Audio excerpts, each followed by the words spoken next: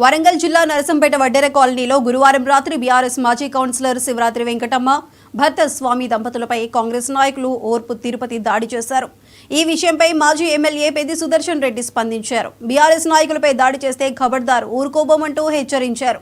Congress party నాయకులు police అధికారులు syndicate గా తయారై ప్రజలను ఇబ్బందులకు గురి చేస్తున్నారని సుదర్శన్ రెడ్డి ఆగ్రహం వ్యక్తం చేశారు.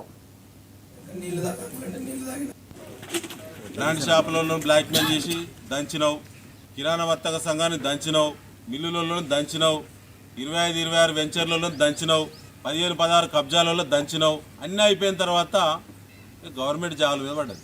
కాంగ్రెస్ నాయకులు స్థానిక పోలీసులు కలిసే కబ్జాల్లో వాటాలు పంచుకుంటారు. ఇది ఇక్కడి నుంచి పైదాకా పోతున్నాయి. విచారణ జరగాలంటున్నాం. మేము విచారణ జరిగితే మేము ప్రూవ్ చేయకుంటే మేము దేనికైనా రెడీ.